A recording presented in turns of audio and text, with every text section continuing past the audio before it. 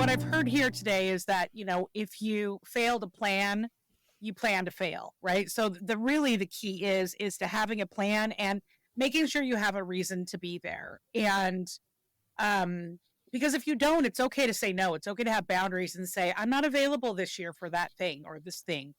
Um and if you're at an event where there is drinking, I always find it's easier if I have a drink already in my hand and I just kind of slowly drink it, because if you already have a drink in your hand, no one's going to offer you one, right?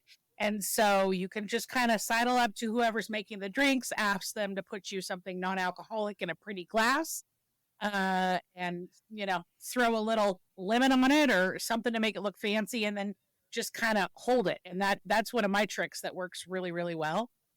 And it's, having a host of numbers. I love that I heard that. Texting with people, all those things do work. And I appreciated hearing about, you might do fine during the event, but then you get home and you're really depressed. That can definitely happen. Go take a sober buddy, or at least somebody who is supporting your decision not to drink. They don't have to be sober. They just have to be really excited that you want to be sober and help hold you accountable. Because it's just easier to navigate this thing with somebody else than by yourself. And I find, just telling people makes it easy. Even if you're like communicating with the host ahead of time, just even a casual text message. Hey, by the way, I don't drink, but don't worry, I'll bring my own options with me. I don't want to cause any extra work on your part. There's lots of different things that you can do to kind of get through any kind of celebratory activity with your sobriety intact. I love that. Alysse, can I just add on? I think that sharing with the host or with other people, bringing that sober friend or just sharing with your safe people is really important. The other thing that I thought of that sometimes works is holding something in your pocket, whether that's your coin that you got at a recent meeting, or a note that someone in recovery offered you, or something that reminds you of your goals. So something that you're working towards, that while you're talking and gathering and socializing, you can kind of just have your hand in your pocket, and it's a tactile reminder of what you're committed It's like to. a fidget spinner, but for sobriety. I get it. For sobriety. That's good. I think, I'm thinking back to my early recovery days, and I was always writing on note cards for some reason. I had them stashed everywhere. I had them in my bathroom. I had them in my car, but they were little reminders why I was doing what I was doing. And so to read over those notes before I would go into a place, and, if you're a person of faith or have a higher power that is not yourself, like turning it over, and before you even get into the environment is a really good idea. And what I learned early on is if I wasn't in the right headspace to go to something, even if it was something I had been really looking forward to, I just opt out, which is hard. If you have FOMO, I know how hard that is, but I'm really glad now for the things I opted out of in the beginning, because guess what? I got to do all those kinds of things and even more later on as I got more confidence and as I got more practice, because that first year is tricky, but I actually do think it gets easier because you just start to know what to expect. But I also, my experience is pretty vanilla. I don't come from a drinking family. So when I go home for the holidays, I don't have to deal with any of this. I was the only drinker in the family. So they're just thrilled that I'm showing up sober, quite honestly, and showing up at the appropriate day and time. So I don't have a lot of experience with navigating some of those tougher situations, but there's lots of people that do, and lots of resources that you could look up ahead of time. Yeah. Some of the things that are occurring to me, like definitely I have gone home or gone to a family event with my ex-husband and his hugely extensive family, and then gone from there to like a gratitude dinner on Thanksgiving afterwards, and missing the gratitude dinner part, but being there for the speakers and, the dance or whatever was going on after the dinner, and just getting back into community right after being with family was really helpful. The other thing that occurred to me is we're talking a lot about people going home to their families for the holidays. And I know there's a lot of people don't have families to go home to, or they don't have the opportunity to see their children because of some of the wreckage of their past.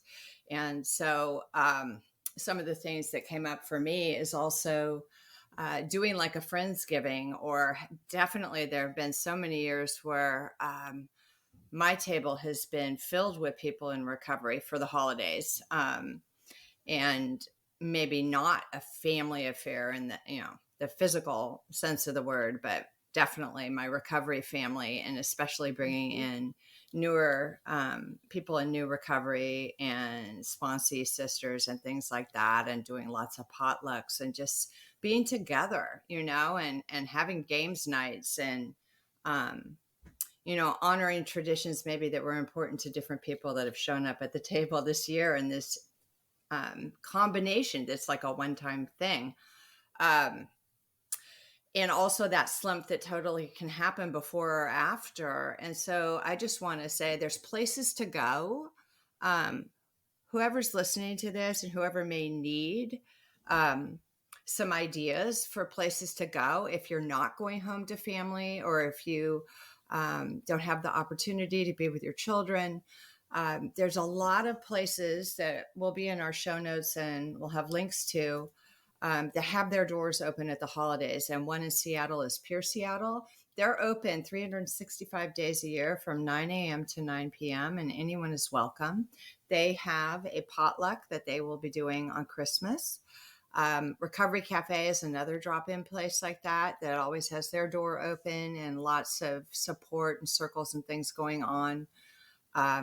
And there's lots of Alano clubs and places like that do have meetings around the clock and have different types of activities and supports that are being offered throughout the holidays. So we'll share lots of different places, lots of nonprofits and things that are doing things. And if people need help financially or with gifts, there's also places that have giving trees or holiday bags and things that are given out. So the most important thing is, I think, realizing that you don't have to do it alone, right? And that no matter what's going on in our head, we can reach out and ask for help. And like me being alone with myself is the most dangerous place I can be. So it's really important to have that list. And I love having a smartphone for that reason, that we can like text people, I can FaceTime, I can, and my sponsor is a globetrotter. She has like traveled and lived extensively across the globe, and it's come in really handy to be able to FaceTime no matter where we are and be connected, and to have people's numbers in my phone on speed dial. I was going to tag on to you, Heather, about the Alano clubs and having their alcathons. Even if you do have a family and you are having a meal with your family, I still always try to go to a meeting around the holidays, because there's a lot of people sitting in there that don't have that, or maybe I got squirrely, even if all my time here. It's just a great way to take your eyes off yourself and to be with others.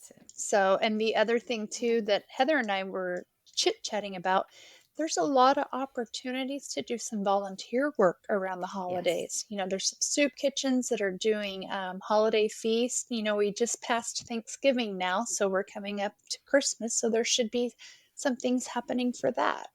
I was just going to chime in, like, these are all great options for if you want to go in person, but you might not feel up to that, or you might not have transportation, and maybe you don't want to take 3 buses across town. I wouldn't blame you. So I just want to bring up, there's a lot of online options. There's still a lot of peer support groups that are meeting online via Zoom, via Clubhouse. There's so many different sober apps now. I can't even keep track of them. Although if you want to check them out at the Sober Curator, we've got a list of them. I can't guarantee they're all good, though. Just please know that going in.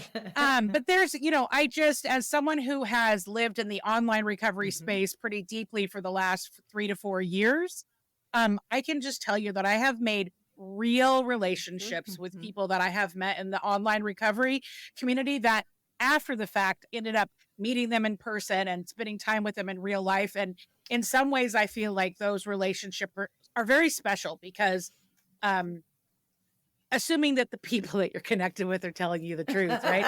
I mean, nobody wants to be recovery catfish, let's be clear. But I just think that there's so many options now, but that can also be really overwhelming, right? That can be really overwhelming. So just easy does it. And if you buddy up with somebody else who's been through it, that can be anyways the easiest way through.